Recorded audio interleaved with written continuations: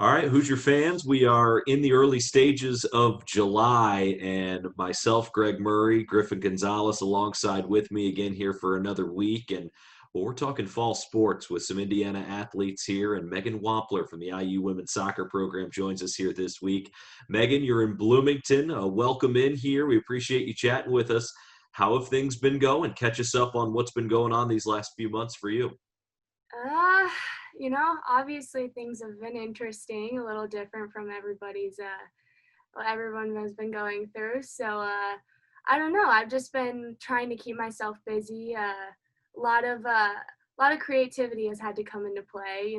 Trying to find things around the house to do, or new people to talk to, or catching up with some old friends. Lot of creativity when it comes to soccer workouts, or trying to get out on the field, or try to find a random wall to hit the ball up against. So it's been interesting for sure. But yeah, I've just been trying to find things to keep myself busy. I've discovered a lot of things that I dislike. But I mean, I guess it's the time for it, just to find new things to do, figure out what I'm interested in, and maybe something that I usually wouldn't be able to do if, this whole quarantine thing didn't happen. Now, Megan, as you said, you just got back to Bloomington a little bit before the call started. Just kind of run us through what's the startup routine looking like for you guys as a team? What's the plan, and where are you guys at in that plan? We're kind of right in the middle of phasing everyone back into campus. So we already have some players that have been able to get tested, get cleared. This is actually their first week of workouts. And as the weeks go on, more players come, more players get tested. This coming up Monday is the last wave of players, and I think it's like the biggest amount of players on our team who are going to come in and get tested. So hopefully once all of us get cleared, we can actually get back as a team and start getting back into workouts. We've got our supporting staff has set up like a really great, plan for us, either, going out playing soccer, planning out times for us to go to the weight room with Dustin. So it's definitely different. It's like we have to go into Tobias at like certain times and get I see my roommate coming home with like packs of food that they're putting together for us. So we're just getting back into it, and we'll have the team back together soon, which is exciting. Megan, what's the team mentality right now as you talk with some of your teammates? This is obviously the first time. I mean, your teammates, Griffin, myself, I mean, we're all doing this for the first time. Everything's very new and uncertain. What's kind of the mindset with you guys being a fall sport and your season, not all that far off into the distance? Yeah. I mean, I think all of us have tried to just stay focused and stay motivated. I think that's the most important thing. And it's hard when you're sitting at home and, you have to get creative in things. You can't just walk over to the field next door because it's probably closed. And it's hard to stay motivated. But I think that's been our biggest goal, is just constantly being on each other, let's make sure we're doing this, we're doing this for our team. And also just understanding that, yeah, times are not the best right now, but everyone's going through it. Everyone is having to get creative and figure out new ways to go through life, and figure out ways to, stay focused and stay ready for the fall. So, that's the most important thing, is just to stay motivated and understand that this is not a permanent thing. It's temporary, and we can get through it, and we're going to come out stronger. I want to ask you real quick about your coach, Erwin Van Bennekom, getting ready for his second season. I had a chance to talk to him last year, and he has some pretty lofty goals. He sees this program being on one of the best in the nation within the next 5 years. That's a lot of pressure. What's it like playing with a coach who has that vision and has those standards set pretty high? I mean, honestly, it's motivating. It's nice to have someone who it's like he's putting faith in us. He's like, I know we can do this. And when you have someone, especially your head coach and the supporting staff, and everyone's like, we can do this, then it kind of brings everyone in. Everyone's like, you're right, like we can do this. And when that standard gets set so high and we all understand like this standard cannot drop, I think it just like lifts everyone up. And it's encouraging, and it's nice to know that like we have uncapped potential. Like we can go so far. It's like, and I truly believe that like all of us understand where we need to be, where we want to be, and what we have to do to get there. So it's encouraging that, you know, those standards are set so high, because anything lower, it's like what can you do? You know, you have to set your standard high and always reach for it, and honestly try to go past that standard. On that note, from last year, 8 wins. This is very early in off season. You're making that transition back, getting to know, starting to work out with your team. What kind of expectations do you set for the program with year 2 under the new coach and just a brand new season here in 2020? At this point, what kind of expectations do you put on the program? I mean, we've talked about it from last year. Like we always we talk about setting that standard, but constantly going up. You know, we had a better season than we have in the past, and it's building off of that. Like we made it into the Big Ten tournament, which is something we haven't done in the past couple of years. So now it's like, let's win the Big Ten tournament. You know, let's get to the NCAA tournament. And I think that if we keep building on that, you know, it's just going to keep going. And I think that that's one of the mindsets that Erwin instills in us, is that never be satisfied with where you're at. You know, always be pushing that bar higher, always be setting that standard higher. So especially this season, we've got so many goals, we've got so many things that we want to do, and I think we'll get there. I think the big thing is the NCAA tournament. We're really looking for the NCAA tournament. That would be a huge step for us, and it's a huge step in the right direction for us. So I think that would be awesome. Megan, you transfer out of Dayton after your freshman season. You come to Indiana. Just curious, from you as a player standpoint, what made you want to make that change? And, how do you feel the transition is for you at Indiana? I'm sorry, you kind of cut out a little. You didn't finish the last part of that sentence. Wondering how the transition has been coming to Indiana and starting over with a new team, and how easy or difficult has that been? Yeah. That transition from Dayton to IU was scary, and it was kind of, I took a chance, and a new program, not a new program, but new coaching staff, a lot of new players. It was a chance, but I was super confident in what Erwin had to say about like his goals for the team, and so that made my decision easy. And then the transition was scary for sure. I was like, I'm coming to a new team. I don't know the team, it's like a new person coming into a big group. It's like, how am I going to react to this group?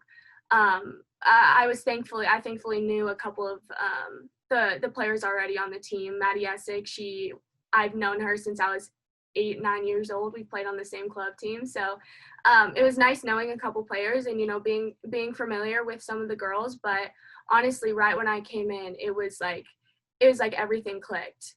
Everything seemed to work out for me. And it was weird because when I was first going through this recruiting process in high school, I was like, no chance I'll go to a big school. No, I cannot do that. Like, I do not do well. I went to a small Catholic school for high school, and I was like, no chance. And now that I'm here, I'm like, what was I thinking? Like, why did I even say that? I didn't even give a big school a chance. But that transition went a lot better than I thought it was going to, and I'm really thankful for that. You mentioned being from a small school, but you're from the Indianapolis area, from Carmel. You went to Guerin Catholic.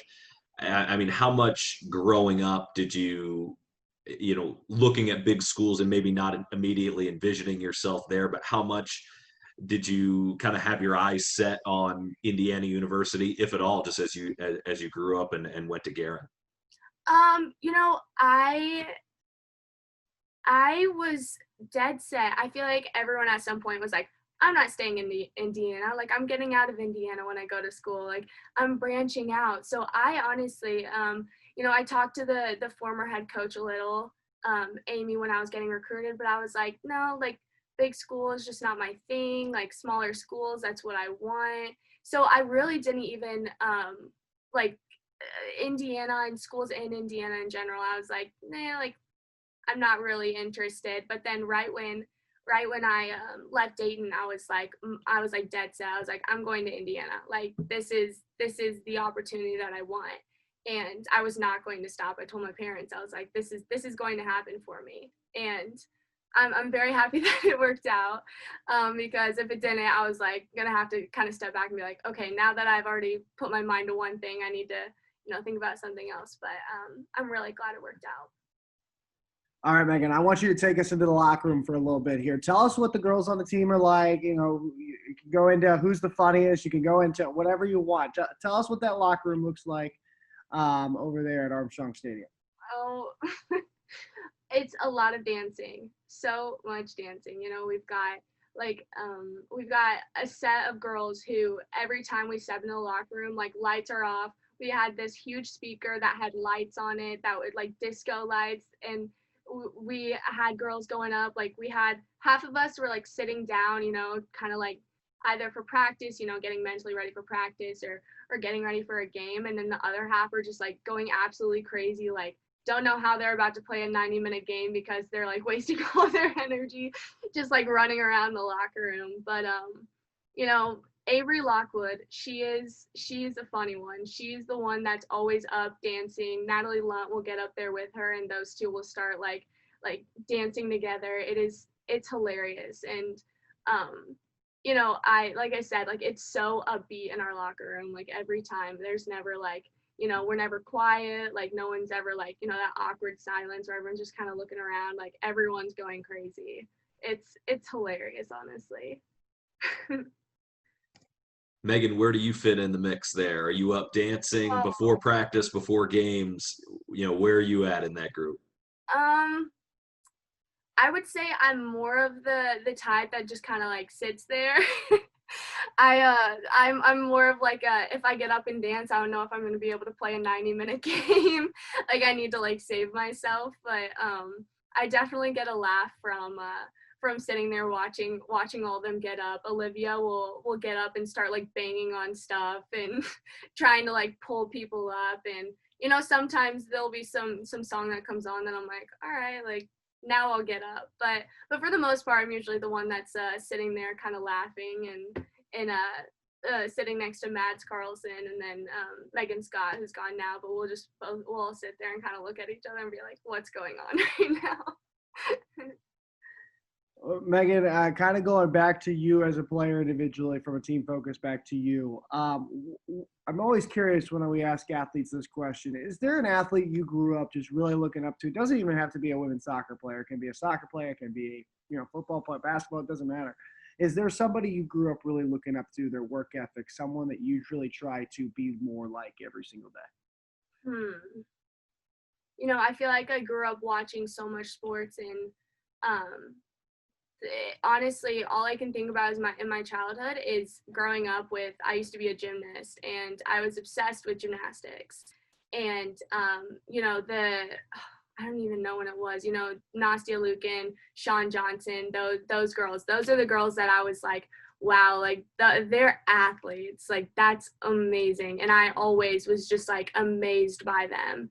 And I was also Hope Solo. I was a big fan of Hope Solo, read her book like 3 times when I was growing up. So, those, just like the athleticism, like pure athleticism of them, and just growing up and watching them, I was like, wow, like I want to be like that. Like they're beast. Like that's amazing. So yeah, gymnastics was a big one for me. I was a big fan.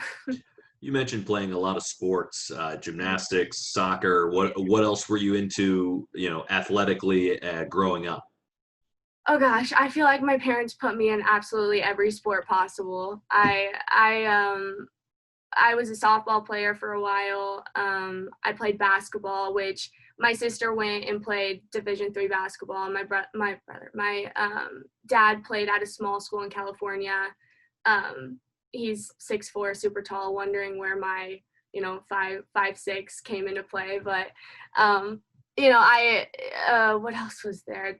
I became a diver at one point. Like I was kind of all over the place, but, my parents kind of just threw me into everything. They're like, all right, just go do what you want to do. And I think they kind of regret it now because they're like, we spent every day driving you around, Megan, like every day. So it's funny hearing about how busy they were now, because I'm like, you guys let me do it. You guys let me get involved with absolutely everything. Man, those car rides to practice, that's what you grew up doing, I feel like. It was sport to sport to sport. I was like, I had weekends where I got down to gymnastics, soccer, and basketball, and I would go to a gymnastics meet super early in the morning, and then I would go straight to a basketball game, and then I would go straight to a soccer game. Like I had a few of those weekends where my parents were, I look back now and I'm like, you guys are, I don't know how you guys did that. I know how I did it, but especially them driving me around everywhere. Megan, we always like to close, here in the final few minutes here by getting to know you a little bit better and getting to know you kind of off the field, what you like, what you're into. So these are just kind of some quick fire questions for you to think about. We always love asking this one. Favorite spot in Bloomington, and you can't use an athletics facility? Oh, goodness. That's a tough one. I spend a lot of time. My roommate and we really love Blooming Foods. We go there all the time. That or Fresh Time. We love going to the grocery store. Like we have a grocery store at home too, like a Fresh Time in Carmel too. But Grace and I are constantly going to either Blooming Foods or Fresh Time, and it's like the time of our lives too. Fresh Time in Bloomington is pretty. Do you go to the east side one or the west side one? East side one. Okay. Well, that's okay. So from a grocery store standpoint, then, does that mean cooking is a high skill of yours with what you buy at the grocery store? No. No chance. I am very limited in the kitchen. I know how to make oatmeal, really good at that. Grace is really good at cooking. The nice thing is Tobias, we had our meals and stuff, so we usually would go for all like the fruit at Fresh Time, or Grace would make something. We're obsessed with peanut butter for a while, so we usually go on like our weekly peanut butter runs. So not very good in the kitchen, but still love the grocery store. All right, so next one coming up here. Okay, so you have to choose between anywhere to eat in Bloomington. Anywhere you can go, restaurant, wherever you want. Where are you going? Oh, I'm thinking Ami. I love that place. I had it last night, actually. It's a great choice. Yeah. That's a great choice, especially during the summertime. Always a good choice, Ami. How about, what else can we ask you? What else do we like to get to know you? I'm blanking right now, Griffin. I don't have my list in front of me, clearly. You go ahead. How about this, Megan? You grew up in the Indianapolis area, Hamilton County. We're all three actually here today, all Hamilton County people, so what's up? Megan, favorite sports teams growing up? How about that one? Oh, goodness. Favorite sports team. Honestly, I have grown up, my dad's from Indiana, so I have grown up like Pacers fan, Colts fan. Like we have been diehard, like in just purely Indiana fans. Like any Indiana sports, we're like, yep, that's it. So I would have to say, like, my dad's a big Colts fan. I think that's the one. We've been to so many Colts games. So yeah, I'd say growing up, I think I watched just an unbelievable amount of Colts games. Megan, you mentioned, finding different things to do, some interests, some things you didn't like through this whole COVID situation these last few months. What are a couple of them, outside of getting creative with maybe some soccer and athletic workouts? What's something that maybe you've picked up on, or a show you've watched, or something maybe outside of athletics that you've enjoyed during these last few months? Yeah. the big one is painting. I love to paint, and it's something that I did a lot in high school. And it's hard doing it when you go to college and stuff. So it's kind of nice picking that back up. It's funny that you mentioned cooking, because I really did try at home. I really try new things, and I think about 80% of the things that I tried to cook, it got thrown away. My mom is very critical of my cooking, and everything that I made, she was like, like, so that's one thing that I was like, all right, so I'm not going to be a good cook. That was established in quarantine. I love to read, so I'm a big Harry Potter fan, so I'm rereading the series.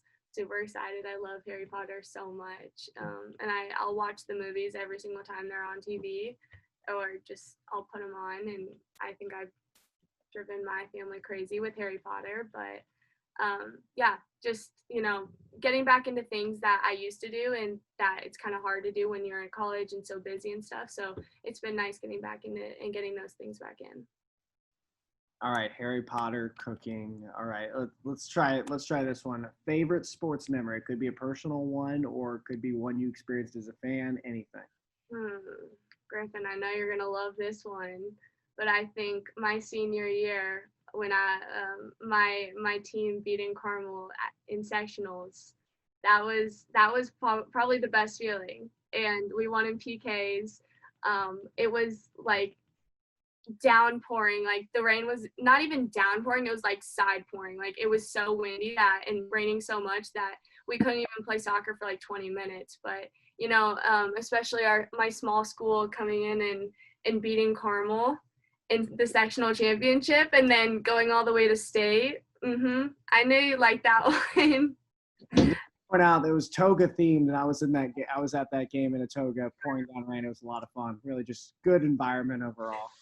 Yeah, it was awesome up until the rain. That got a little brutal, but it was so much fun, and all the fans stayed. Everyone was still there. The whole student section. Not sure about Carmel's, but I know Garen's student section was still there. That was an awesome memory. I'll remember that one. As a guy from Fishers, I can tack on with you, Megan, that anytime you can beat Carmel, Yeah. it just means a little bit more when you Oh can yeah. take down Griffin and the Carmel Greyhounds. Yeah. Megan, let's wrap up here with one final question about you. What's something positive that you've taken from these last few months? You mentioned some of your interests, re-picking up some hobbies that you had in the past, but what's something that you carry with you from your experiences these last few months in a positive way, as your season's around the corner, you're back in Bloomington, and as things, fingers crossed, all start to go back towards normal? Yeah. I think the biggest positive that we've gotten through all of this is just the relationships that I've been able to build, and not only like build off of, but like some that I've been able to pick back up and get in contact with people that I haven't talked to that much. And a big thing that we talked about as a team is now that we're not playing soccer, now's the time to work on things that we usually wouldn't be able to work on, or pay more attention to if we were still in season or still in Bloomington. And we talked about you get out as much as you put in, and so we talk about relationships with our coaches, relationships with our teammates.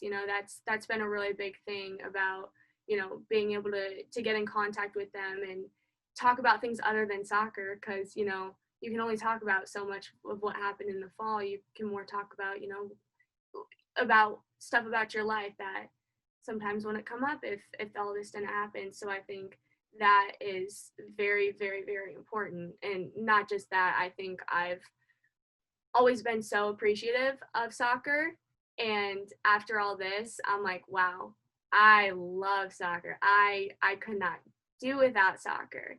I've had some injuries, I've been out, but I've never felt this way, like just so deprived. And it made me find a new love for the game, and an appreciation for my abilities, what we've got here in Bloomington, and just like the ability to play soccer. I think that's a terrific message that I know other people can listen to this and take. I know a lot of people have had similar experiences like that. That extra gratitude when you can get back out on the soccer field for sure. Yeah. Well, Megan, we really appreciate you talking with us, and certainly the best of luck these next coming months and even the next few days and weeks as you and your program, get back into the swing of things down there in Bloomington. It's great to have you back here, and good luck here this season. Thank you. It was great talking to you guys.